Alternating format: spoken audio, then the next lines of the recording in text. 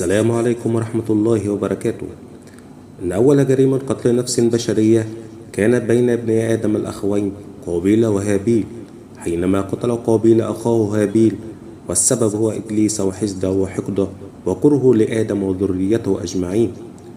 وأن الله عز وجل بعث غرابا ليعلم بني آدم دفن موتاهم، ولم يبعث طائرا آخر. فلماذا اختاره الله سبحانه من دون المخلوقات ليكون المعلم الأول للإنسان؟ أهلا بكم أعزائي الكرام. على الرغم من ابتعاد معظم البشر عنه واعتبار صوته نذير شؤم، إلا أن الدراسات العلمية تؤكد أن الغراب أذكى الطيور، حيث أن الغراب يملك أكبر حجم دماغ نسبة إلى حجم جسمه مقارنة بالطيور جميعا. ومن أهم ما يمكن الحديث عنه في عالم الحيوانات والطيور هو المحاكم المعروفة بمحاكم الغربان، والتي تعد من أكثر محاكم الأرض عدلا، إذ لا يمكن العبث بنتائجها مهما كانت الأسباب.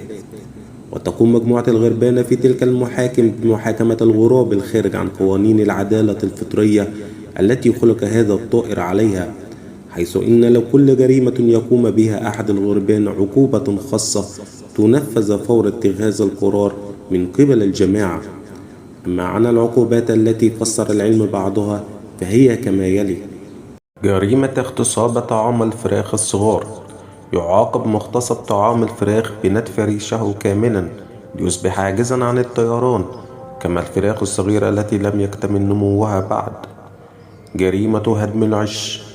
تلزم محكمة الغربان هادم العش بأن يبني عشا بديلا لصاحب العش المهدوم. جريمة الزنا مع أنثى غراب آخر.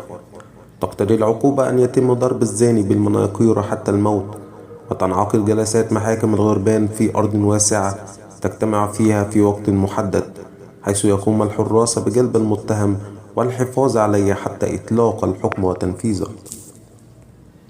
ما هي لغة التعارف بين الغربان؟